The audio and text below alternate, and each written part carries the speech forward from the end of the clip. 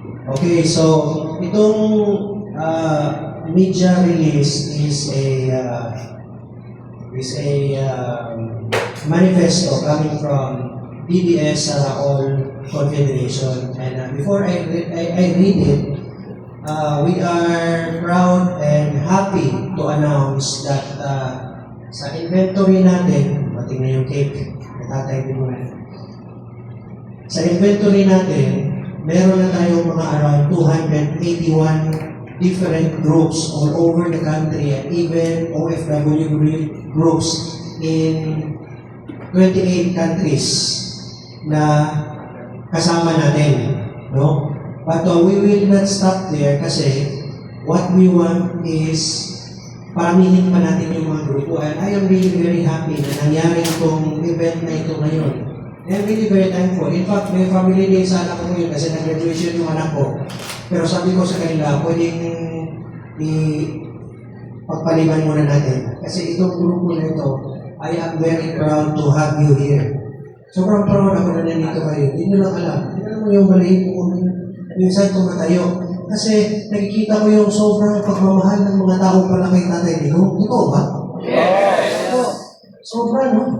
So, minsan, kahit hating gabi, madaling araw, bigla na lang ako nagigising, no? At nagigising ako, bigla na lang ako umiyak. Bakit nila ginawa yun? Pwede naman sana dito na lang nila ipakulong. Dami ng mga kulungan dyan, si Erap nga dati, si GMA nga dati, sa Veterans Hospital ng Hospital Arrest Pero what is it that they have to bring the old man to the Hague? So these are things na kailangan talaga natin trabahuin. No? Talaga, ako po ay nakikiusap sa inyo, magtaos-puso ako nakikiusap sa inyo lahat. Tayong lahat dito, meron tayong kanya-kanyang ambag. No? Parang malaking kusina, may tagahugas ng plato dyan, may tagasaing ng pagkain, may tagahiwa ng mga rekado. Ang gusto natin mangyari, i-present natin yung pinakamasarap na putahe, which is maging presidente si VP Sara Duterte. Gusto ko lang din i-take opportunity na ito na bigyang pagpupugay natin yung mga vloggers natin. Appreciate nyo ba yung mga vloggers natin? Sobrang magagaling. Palapakan natin yung mga vloggers natin. Sila dyan, sa likod. So, do you see what I mean? Kanya-kanya tayo, meron tayong kanya-kanyang mga tungkulin trabaho. Sila ang nag-amplify, sila ang nagbablog para malaman ng taong bayan, pati yung mga bansa sa ibang panig ng mundo. No? Ito, si Commissioner Ronald Alama, he is a blessing from God because he is very hardworking. Can you imagine, nakatawag siya ng mga ganito, and we are very thankful. Balapakan natin si Commissioner Ronald. So, sana po, pag-uwi natin, baka naman pwede makahingi ng konting tulong sa inyo. Umpisahan na natin, hikayatin natin yung mga iba't iba. We start with our community, yung mga kapitbahay natin dyan, kausapin natin yan dyan. Yung mga ibang mga grupo dyan, kausapin na natin. No? We are not doing this for ourselves. Tayo, okay na tayo But we are doing this for our children and for our future generation, mga apo natin, mga anak natin. Tayo, wala na tayong problema. Ako, okay na ako Pero, meron akong 9 years old na anak. Paano yan? Pag lumaki siya, mababilitaan mo lang sa TV na nirape, tapos pinatay pa? Hindi ko matanggap yun bilang ama. Tama ba? Yes. So, nobody can help us. Really, nobody can help us. Not even other countries can help us. It is only Filipinos who can help us. At tayo yun. And hamon natin yan lahat. So, because of that, BDS Saraol Confederation is issuing a media release. It is a manifesto that is being signed by the co-convener Dr. Ronald Adamat, Attorney Raymond Bato from Davao, and yours truly, Wendell Cabrera. No? So I will just read this para natin, may pakalat din natin ito. Ito ay paraan para masabi natin sa lahat ng mga Pilipino at sa lahat ng mga tao sa buong mundo na itong nangyayari sa Pilipinas ay hindi na tama. Okay? So, this is an indignation statement, no? Okay, so, I will read it now. Congress must wake up. Filipinos are suffering. The DDS Saraol Confederation is calling out Congress for wasting precious time and resources on a baseless impeachment against Vice President Sara Duterte. While lawmakers dig into political vendettas, issuing subpoenas, hunting for allegations, and dragging the VP's legal team through a fishing expedition, the Filipino people are struggling with soaring fuel and food prices, rising inflation, global economic instability from the Iran-Israel-US conflict, and climate disasters threatening our communities. Enough is enough. Filipinos want solutions, not political games. VP Sara has always put the welfare of the nation first. Yet Congress continues to prioritize personal vendettas over the survival of ordinary Filipino citizens. The DDS Saraol Confederation stands unwaveringly behind VP Sara, demanding that lawmakers focus on what truly matters: protecting the Filipino families, stabilizing the economy, and leading the nation through global crisis instead of wasting the country's resources on baseless attack. Remember, we will not vote for this congressman when the time comes. Signed, Co-Convener Dr. Ronald Anaman, Attorney Raymond Bato, and Wendell Cabrera.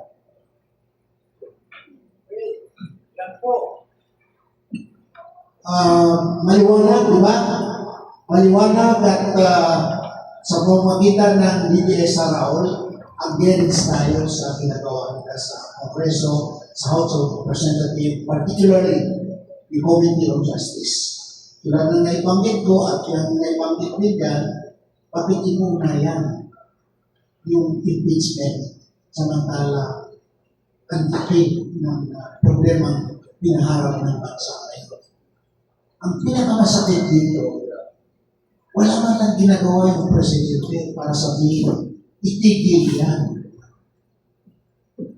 Maalala niyo noon, si Tatay Digong, nagtanong ang media sa isang forum, o may nag-file ng case, ang impeachment case laban kay Lenny Robredo, Vice President Lenny Robredo.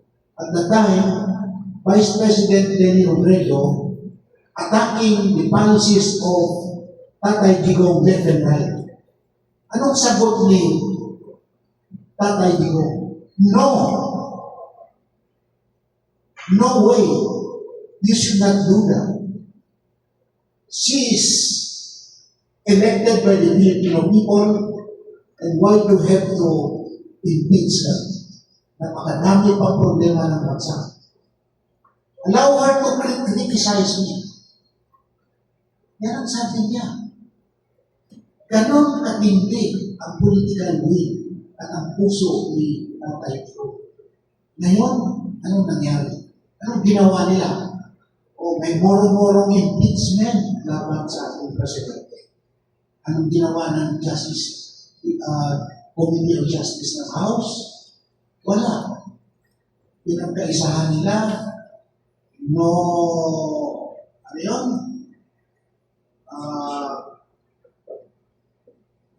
Anong term ngayon? No substance, no, si term, parang walang substance, insufficient in form, insufficient in substance.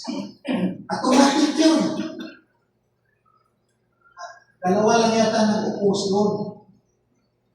So yung ginagawa nila kay VP Sara ngayon, ganon din ang may present noong panahon ng nag-file siya ng impeachment kay President Marcos Jr. Ganun din, wala rin mga kumpletong attachment. Pero anong ginawa nila ngayon? Yung committee mismo ang nag-serve ng subpoena doon sa mga agency. Kumbaga, ginagather yung mga documents just to pin down with Sara. When in this world, that is already an encroachment of authority and jurisdiction to the function and power of the Senate of the Philippines, being a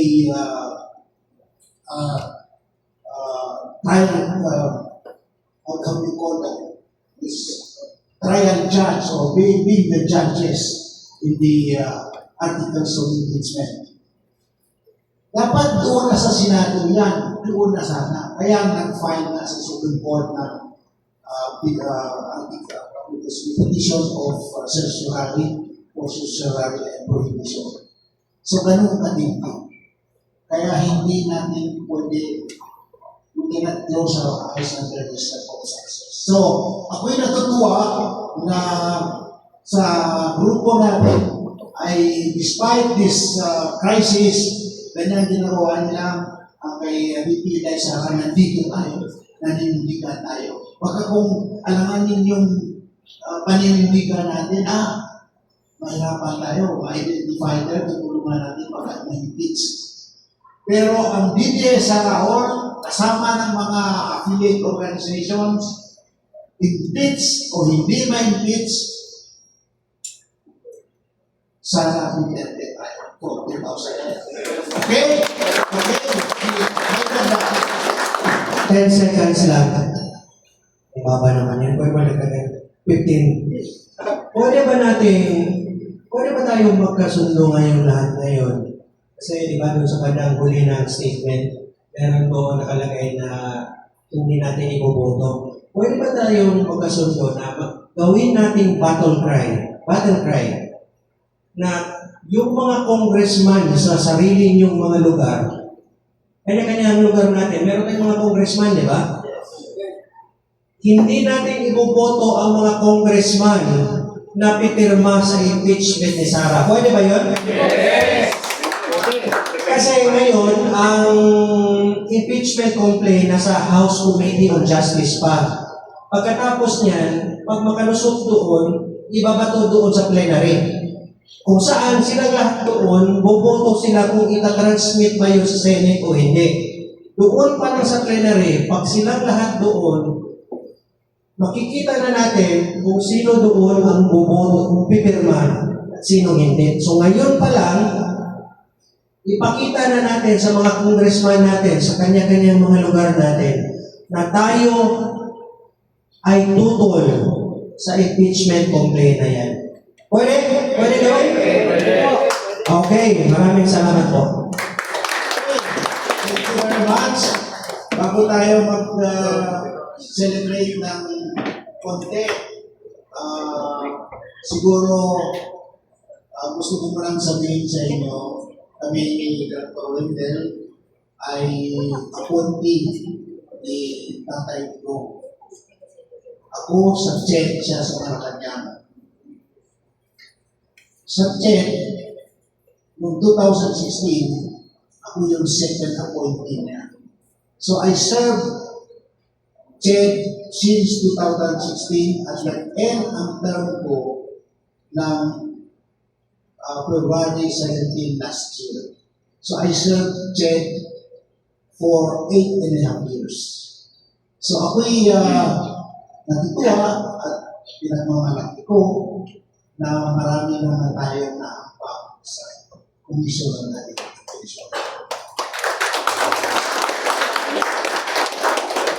Kaya yung mga state universities and colleges na nahawakan ko, karamihan sa kanila ay hindi lang locally but internationally recognized in terms of quality education.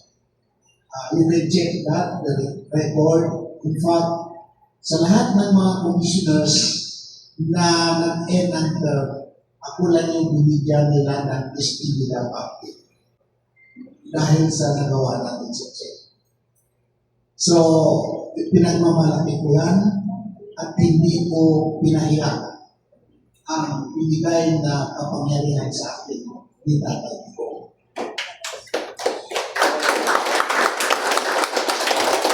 Kaya yung tao na yun, oh, welcome.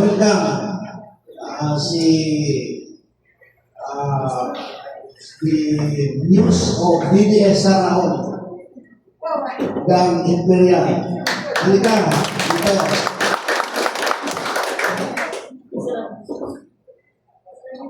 Dito, may upuan pa dito. Halika.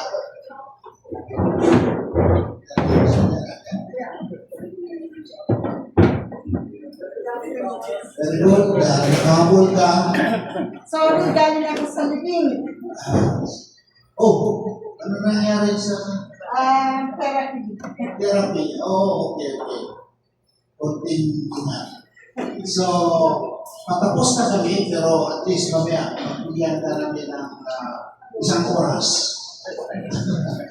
No, I was saying na ako yung second nominee ni Tatay dito sa chat at yun na marami tayo na rin baka ewan ko kung yung mga anak niyo baka nakinabang din sa isang malaking programa ang presidente na ginawa ni Tatay Digong sa higher education. Ito yung pagpasa ng Republic Act 10931, the Universal Access to Quality Tertiary Education Act of 2019.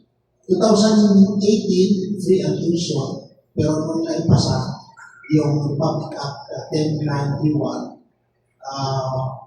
free and tuition including miscellaneous. So, everything is free in college. So, yan ang isang legacy ni Tatay Digong. Hindi lang sa higher education.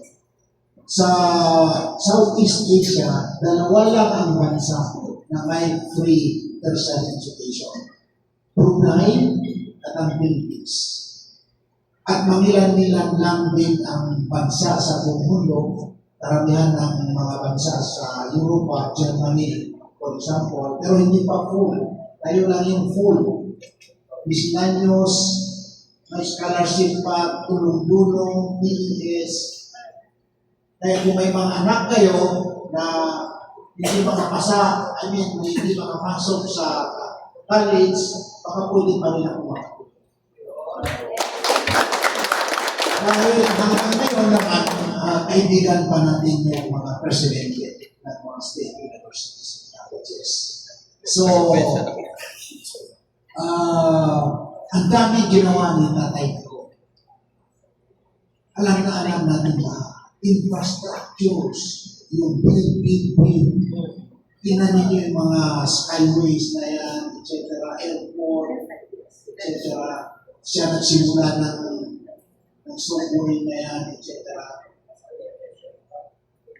So, napakadami. Ang hindi ko ba, maliban doon sa sinabi ko kay Lenny Robredo, mayroon pa akong hindi nakikita na sinasabi niya. Dahil natin siyang kinu-question sa programa niya against programa niya on drug addiction or against illegal drugs. Sabi ng mga human rights advocates, bawal yung ginagawa mo. Pinagpapatay mo yung mga drug addicts, etc. Eh, hindi naman ganun talaga yung policy ng government. Ang sabi niya sa mga pulis, pag kayo lumaban, patayin kaysa kayo ang mamamatay. Yun yung essence ng tokang. At ang sinasabi niya pang hindi ko makalimutan, sila, they are protecting human rights. Ako, I am protecting human lives. Dahil, sabi niyo kanina, Alam natin dito, during the time, nung nawala yung mga drug addicts, we can go, our children, we can walk in the streets middle of the night without any problems. So, ibig sabihin, yun ang ibig sabihin na he is protecting human life, human lives. So, yun ang mga hindi ko makakalimutan na binanggit mo. Si Wendell, baka may nasasabi din siyang kanyang experience with tatay ko. Kasi kami, nag-start kami 2015, MRRB. Pati talaga yung request sa kanya na mag-run. Pero up to the last minute, last day of filing of certificate of candidacy, hindi pa rin siya nag-file. Mabuti na lang nag-file si the late Martin Didio at nag-substitute siya doon. Finally. So, naging presidente siya. Okay, ibigay ko muna kay Director Wendell, then mamaya si Dan will say his purpose. Okay, the reason why kinuwento namin, kasi inaalala natin yung birthday niya eh. Birthday niya kahapon, di ba? Nakaka-touch kasi nung panahon na naging presidente siya, 6 years, from 2016 to 2020, ang dami niyang ginawa. Prior to that, prior na naging presidente siya, hindi mo siya presidente dalawang beses yung anak ko na-snatch yung cellphone. Pero nung naging presidente na siya, awa ng Diyos, tuminog yung kalsada. Na-feel niyo ba? Na tuminog ang kalsada? Ito paano? Di ba? Tapos yung mga pulis takot dati. Takot sa time niya. Dati, pag lalapit tayo sa pulis, natatakot tayo sa pulis. Pero nung panahon niya, ang mga pulis ang takot sa atin kasi pwede natin i-report eh. Tama ba? Pero ngayon bumalik. Kita mo? Nabanggit lang ni Commissioner Ronald Adamat na ang daming build si BBM. Ay, si Tatay Ligong. Well, BBM tuloy. Pero, si BBM, madaming build din ngayon. Mga rider ba kayo? Dumaan kayo ng Menjola, daming build doon, mga barikada. Alam niyo ba ang Menjola? Hindi na nawala ang ganda ng Malacanang, para ng pier. May mga container van, tapos yung mga barbed wire talagang sobrang very sharp. Naawa ko doon sa mga nag-i-school sa CEO, sa San Beda, sa La Consolacion doon, sa loob. Kasi kung masabi doon, hindi man lang nila inisip ang welfare ng mga bata, mga estudyante. Ginawa nilang war zone ang Menjola. Basahin mo yung Menjola dyan, di ba? May nakalagay dyan, Menjola Peace Arc. Pero ngayon, garrison na. Ganun sila tawag niyan, takot sa taong bayan. No? So, in terms of build, at least kahit paano meron sila. Yun nga lang sa Menjola. No? But kidding aside, I just want to highlight how good President Rodney Duterte is, no? Former President Rodney Duterte is. Because going back to my office, no, yung tinayo niya, Office of Participatory Governance, yun yung opisina talaga na binigyan niya ng chance ang mga tao sa baba na maka-access ng mga programa at mga servisyo na hindi tayo luluhod sa mga politiko. Di ba?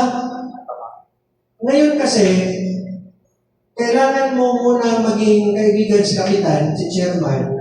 Kailangan mo muna maging kaibigan si Mayor at si Congressman bago ka mabigyan ng ayuda.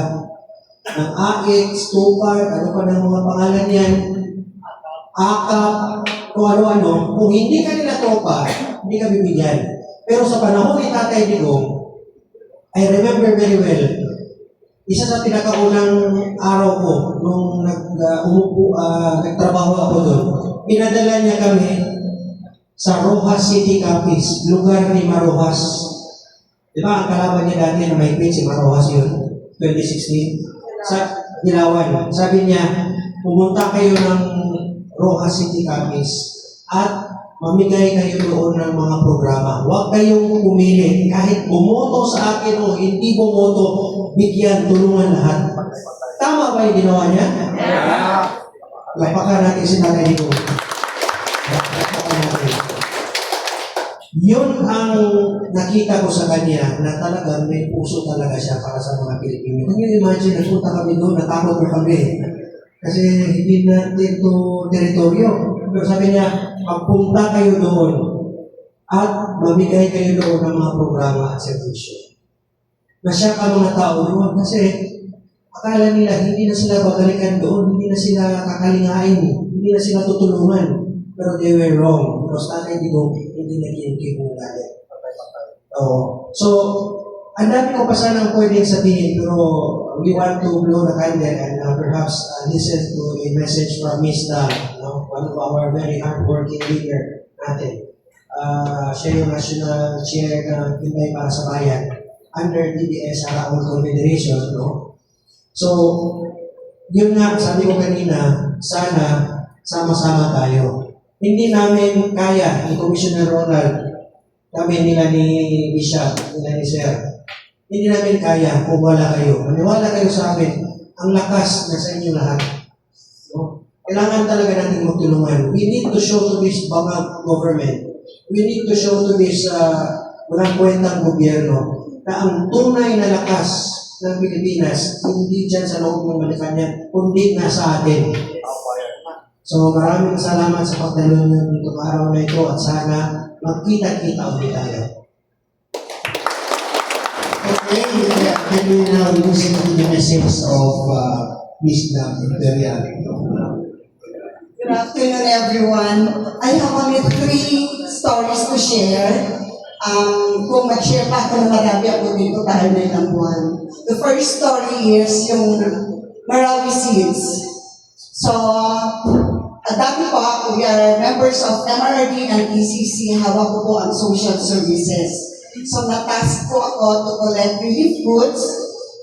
So, ang office namin meron dito sa Village Sullivan and sa Testa. Once we collected the relief goods, isasakay namin sa C-130. So, kala ko yun, madaling araw, pupunta kami ng Villamor Air Base, sasakay namin sa C-130.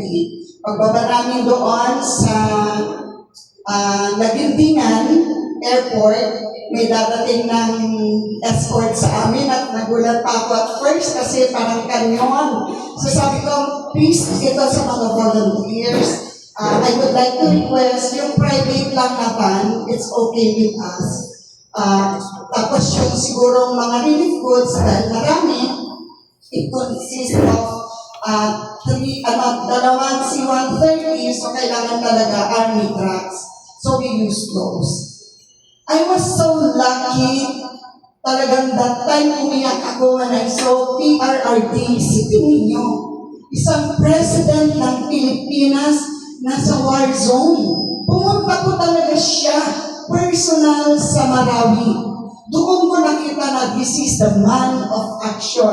Napakagandang halimbawa ng liderato. At doon talaga ako nagpursigit. Sabi ko, kung ang Pangulo ng Pilipinas, kaya niya ilagay ang buhay niya.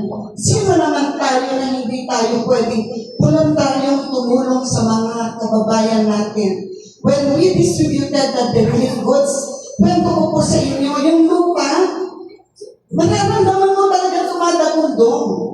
Pero with God, with us, hindi ako rinervyos. Tuloy-tuloy yung relief distribution namin. Naawa lang ako sa mga bata, yung mga affected ng giyera. Takbo ng takbo, yung bang wala na sa tamang katinuan. So I propose doon sa mga national leaders, let's provide them medical help para sa kanilang, kasi war shock sila. So, thank God, meron yung malaking company ng Marikina Shoes, nag-donate ng shoes. Karamihan na nag-donate ng is Senator Bongo, relief used clothings.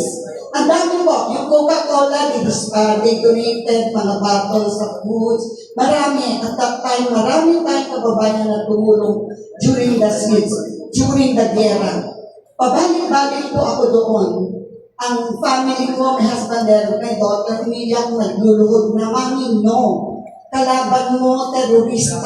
They could easily target the C-130. Sabi ko, hindi. Malakas ang loob ko. Hindi tayo pababayaan ni Lord. And look at me, I'm still with you. Telling the unforgettable experience I had worked with PRRD sa war zone. Kaya kay PRRD talaga naiiba, nag-iisang Pangulo na kaya nang ialay talaga ang buhay niya. He was with the soldiers during the war zone. Grabe, doon mo makikita siya. The second one, yung kwento ko, the second, nalumupan ko na. The second, pero yung third, I joined yung mga Secretary Mamunjong, Secretary Castaciones, Yusek G, Yusek Emily Padilla. This is unforgettable for me. Sumama lang ako kasi at that time na taon, natanggal si Sec G as DSWD Secretary. So sabi ko, I'll talk to him. Sabi ko, talagang, kasi I know that yung kakayahan ni Sec G, so parang sa atin hindi naman tama na matanggal siya, pero who are we to question PRRD? Pero sabi ko, I'll go with you, sabi ko si tatay. So nandun kami sa harap, si tatay nasa stage. Gusto ganun-ganun lang ako, tapos makulit ako minsan. Ganun-ganun lang kay tatay. Ginanon niya ako. So, I went with him. Sabi ko, Tay, andito si Sec G. Saan? Ito, hawak-hawak ko. So, nagpag-usap sila, and then thankfully, napunta si Sec G sa DAR, Department of Agrarian Reform. She was appointed as Undersecretary. And then, sabi niya sa akin, umakyat ka. So, I went up. Hinarang-harang pa ako ng PSG. So, sabi ko, Tay, hinaharap naman ako ng PSG. Paano ko lalapit sa'yo? Papasukin niyo. So, sabi ko, ano kayo? Si tatay na nagtawag sa akin. So, I went near him. Ano po yun, Tay? Nagulat ako, all surprised. Kinuha niya ang kamay ko. Itong kamay ko, he was here. Itinaas niya. So, sabi ko, oops, ano to? So, feeling, alam mo na, pag itinaas ka niya, endorse ka niya. You ran for Makati City. Sabi ko, wala akong pera dyan. Ginagawa ko talaga, wala akong pera dyan. Sabi, I love you. So sa dami ng task niya, hindi siya bumaba ng Makati kasi yun ang binitawan niya. Nabababa siya, iikot siya for me to help me campaign. Kaya lang at that time, dami na niyang ginagawa. Pag-ikot ko, malakas si Tatay Digong, especially during his term. Kaya lang, I live in Makati City. We live yung, siyempre, Binay. So, the rest is history. But, forever, hindi ko makakalimutan ang isang dang Imperial Manalino was personally endorsed by PRRD. Hindi ko talaga makakalimutan and I'm forever grateful kay Tatay Digong. The second, naalala ko na, kasi ang advocacy ni Tatay Digong is no to drugs, no to corruption, no to criminality, no to insurgencies, and no to poverty. And yes to federalism. So volunteers kami, we went all the way to Visayas region, umikot kami. Dumating kami, sa kaikikot namin, narating namin ang isang daungan, na walang whatever para tumawid kasi we wanted to go to look for that pink beans in summer. So sabi ko, excited ako. Ang mahal ng bangka ito at ang lakas po ng loob namin, gabing-gabi ang dilim. Naglayang kami, we want to cross that barrio. Pagdating namin doon, natutukan kami ng Armalite, ng mga security, ng owner ng resort na foreigner. So sabi ko, bakit hindi po kami pinututukan? Kapwa po namin kayo Pilipino. Kasi po, bawal po dito na private property. Yan po, may bago, private property. But this one, pag-aari po ito ng mamamayang Pilipino, kapwa po namin kayo, huwag po kami tututukan. Nandito lang po kami para voluntaryo mga panya for federalism. So nag-explain kami ang haba ng usapan bago kami makababa ng bangka. And then at the end, they helped us. Sabi namin, dahil wala kaming kilala doon, ang dilim-dilim, wala silang source of electricity. Din sabi ko, pakiusap na lang po, dahil nyo na lang kami sa bahay ng barangay captain. Kumatok kami, ang lakas ng loob namin, kaya kami, makikisilong po kami, dahil wala naman po kaming kilala dito. So inampun naman kami ng kapitan. The following day, it's God's blessing. Pag tilat ng mata namin, lahat kami excited. It's truly a pink beach. I don't know kung saan ito sa Samar, Pink Beach. At ang pinakaswerte namin, gathering ng lahat ng mga barangay captains na ang nag-officiate ay yung mayor ng lugar. So, ang daming handaan. So, sabi ko, nakakahiya, wag tayo natin. In-invite kami. Kaya lang, tayo Duterte, yung palang lugar na napuntahan namin ay kay Mar Rojas Country. So sabi ko, hindi po tayo magkakaaway. Ang sa amin lang, we will introduce federalism. Nasa inyo lang po kung yayakapin ninyo. We will explain it thoroughly. Nasa inyo po kung yayakapin ninyo. Sabihin ninyo po kung titigil kami at aalis kami. Bilang respeto kasi it's your event, not ours. Na-invite lang kami ni Kapitan, sabi ko gano'n. We were able to finish to discuss yung federalism and mayroong warm, talagang gusto nila. Niyakap nila yung federalismo na inilatag namin kasi sabi namin napakaganda nito. Ang pag-uwi namin, may nadaanan kasi walang kuryente, walang malinis na tubig, ang source ng tubig nila kinukuha sa balon sa gitna ng, and I don't know why it's in the middle of the, yung dagat, may parang ano doon. May nadaanan kami, parang balon bukal ba tawag doon sila naglalaba, kumukuha ng inumin. So I reported it all. So sabi ko, lambing ko lang tayo, kahit isang pump to help them. And then, thankful, na-provide. Palagpakan po natin si tatay na nakapag-provide po tayo kahit kapag isang pump sa area na yun. So, until now, sabi ko kay Miss Marie Chris, our leader from Calbayog City, who is from Western Samar, Marie Chris, one time pag-uwi mo, sasama ako sa Western Samar, pero dali mo ako sa Eastern Samar. Gusto kong bisitahin yung lugar na yon. Kasi I've been there and I want to go back. Gumustahin yung kapitan na nakapun sa amin.